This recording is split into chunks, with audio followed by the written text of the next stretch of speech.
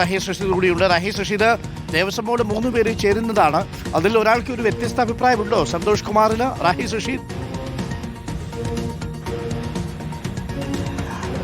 അരുൺകുമാർ, ഇതിനകത്ത് ദേവസ്വം ബോർഡിന്റെ യോഗത്തിലും അല്ലാതെയുള്ള ചർച്ചകളിലും പൊതുവായി എടുക്കുന്ന ഒരു കാര്യം, താഴ്മൺ കുടുംബത്തെ ഇതിൽ പ്രതിസ്ഥാനത്തേക്ക് രാജീവ് കണ്ഠരർ വന്നതിന്റെ ഒരു പശ്ചാത്തലത്തിൽ ശബരിമല സന്നിധാനത്ത് നിന്ന് പൂർണ്ണമായും മാറ്റി നിർത്താനൊന്നും ആചാരപരമായി കൂടി കഴിയില്ല, നിയമപരമായും അതിന് കഴിയില്ല.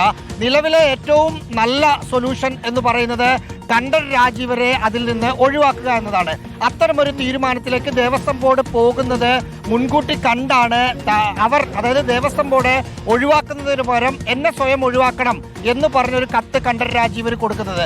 സ്വാഭാവികമായും താഴ്മൺ കുടുംബത്തിൽ നിന്ന് മറ്റൊരാൾ തന്ത്രിയായി അവിടെ വരേണ്ടതുണ്ട്. കാലാകാലങ്ങളിൽ മഹേഷ് മോഹൻറെ, രാജീവ് കണ്ഠർ, അങ്ങനെ മാറി മാറിയാണ് വരിക. ഈ ഓഗസ്റ്റ് 16 ആകുമ്പോൾ മഹേഷ് മോഹൻറെ മാറി കണ്ഠർ രാജീവർ വരണം. സ്വാഭാവികമായും കേസിൽ പ്രതിയായതുകൊണ്ട് അങ്ങനെ ഒരു നീക്കം നടത്തിയാൽ നിയമപരമായ പ്രശ്നമുണ്ട്, ധാർമ്മികമായ പ്രശ്നമുണ്ട്, വലിയ വിവാദങ്ങൾ വരും. സ്വാഭാവികമായും അദ്ദേഹം തന്നെ ശുപാർശ ചെയ്യുന്നു മകൻ കണ്ഠരർ ബ്രഹ്മദത്തനെ ആ പോസ്റ്റിലേക്ക് നിയമിക്കണം എന്ന് പറയുമ്പോൾ ദേവസ്വം ബോർഡിന് അതിൽ എതിർപ്പ് പൊതുവായി ഉണ്ടാകേണ്ട കാര്യമില്ല. രാഷ്ട്രീയമായ എതിർപ്പ് ഇനി CPI ഉയർത്തുമോ, അതിന്റെ ഭാഗമായിട്ടാണോ ഈ നിലപാട് എന്ന കാര്യത്തിൽ മാത്രമേ സംശയമുള്ളൂ. പക്ഷേ ആചാരപരമായി അവിടെ ഒരു കണ്ഠരർ, അവിടെ ഒരു തന്ത്രി വേണം. സ്വാഭാവികമായും ബ്രഹ്മദത്തനെ അംഗീകരിക്കാൻ കഴിയില്ലെങ്കിൽ ഹൈക്കോടതി ഇനി ഏതെങ്കിലും എതിർപ്പ് പറഞ്ഞെങ്കിൽ ഈ വർഷവും അടുത്ത നിലവിലുള്ള തന്ത്രി മഹേഷ് മോഹൻറെ തന്നെ തുടരേണ്ടി വരും. പക്ഷെ സ്വാഭാവികമായും ഹൈക്കോടതിയുടെ ഭാഗത്തു നിന്നോ സർക്കാരിന്റെ ഭാഗത്തു നിന്നോ മറ്റും എതിർപ്പ് കണ്ഠരർ ബ്രഹ്മദത്തന്റെ കാര്യത്തിൽ തന്ത്രിയാകുന്നതിൽ ഉണ്ടാവില്ല എന്നാണ് കരുതുന്നത്. Okay, thank you. കാരണം ബ്രഹ്മദത്തിനെതിരെ നിലവിൽ ആരോപണങ്ങളൊന്നും തന്നെയില്ല. കുട്ടിയാണ് അദ്ദേഹം, ചെറുപ്പക്കാരനാണ്.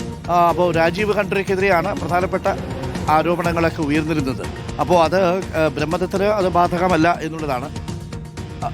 അപ്പോൾ അതിൻ്റെ പിടിഗിരി പ്രേക്ഷകർക്ക് അറിയാമല്ലോ. താഴ്മൺ കുടുംബത്തിൽ അത് തുടങ്ങുന്നത്, നമുക്കറിയാവുന്ന ചരിത്രം തുടങ്ങുന്നത് 1910 ഈ ശബരിമലയിലെ വിഗ്രഹം അന്ന് തീപിടിച്ച് ഉൽമേഞ്ഞ ശബരിമലയായിരുന്നല്ലോ. അത് തീപിടിച്ച് പോകുമ്പോൾ അന്ന് പുനഃപ്രതിഷ്ഠ നടത്തുന്ന പ്രഭാകര കണ്ഠരർ തുടങ്ങുന്നതാണ്. അത് അവിടെ നിന്ന് പിന്നീട് ഇങ്ങോട്ട് 1950 വീണ്ടും തീപിടിക്കുന്ന സമയത്ത് കണ്ഠരർ ശങ്കരരാണ് അത് വീണ്ടും പുനഃപ്രതിഷ്ഠ നടത്തുന്നത്, ഇപ്പോഴത്തെ പഞ്ചലോഹ വിഗ്രഹം. അവിടുന്ന് ഇങ്ങോട്ട് പിന്നെ തുടർച്ചയായി താഴ്മൺ കുടുംബത്തിൽ നിന്നുള്ള ഈ 2 കുടുംബങ്ങളിൽ നിന്നുള്ള ആളുകളാണ്. ഇതിൽ മഹേശ്വര കണ്ഠരായിരുന്നു വലിയ തന്ത്രി. ആ വലിയ തന്ത്രിയുടെ അനുജനുണ്ടായിരുന്നു കൃഷ്ണരി കണ്ഠർ. അപ്പോൾ കൃഷ്ണരി കണ്ഠരുടെ മകനാണ് രാജീവ് കണ്ഠർ. രാജീവ് കണ്ഠരുടെ മകനാണ് ബ്രഹ്മദത്തൻ കണ്ഠർ. അപ്പോൾ നമ്മുടെ മഹേശ്വര കണ്ഠരുടെ മകനാണ് മോഹന കണ്ഠർ. മോഹന കണ്ഠരുടെ മകനാണ് മഹേഷ് കണ്ഠർ. മഹേഷും ബ്രഹ്മദത്തനുമാണ് പുതിയ തലമുറയിലെ 2 പേര്. അവരിങ്ങനെ ഓരോ വർഷവും മാറി മാറി തന്ത്രിയാവുക എന്നുള്ളതാണ് നമ്മൾ കണ്ടുവന്നിരുന്നത്. അക്കാര്യത്തിൽ ഇനിയിപ്പോൾ ഹൈക്കോടതിയുടെ അനുമതി കിട്ടിക്കഴിഞ്ഞാൽ ആ പ്രശ്നം പരിഹരിക്കും എന്നുള്ളതാണ്. അതിനിടയിൽ BJP നേതാവ് KS രാധാകൃഷ്ണൻ്റെ ഒരു സ്റ്റേറ്റ്മെൻറ്റാണ് യഥാർത്ഥത്തിൽ വിവാദത്തിലേക്ക് നയിച്ചതും. തന്ത്രി കണ്ഠരർ രാജീവർക്ക് ആ കുടുംബത്തിന് അത് അവകാശപ്പെട്ടതല്ല എന്നുള്ളതായിരുന്നു അതിൽ ചർച്ച. നേരത്തെ ഒരു ഘട്ടത്തിലും ഈ ചർച്ച ഉയർന്നു വന്നിരുന്നു മലയറയ സമുദായത്തിൻ്റെ ഭാഗത്തുനിന്ന്.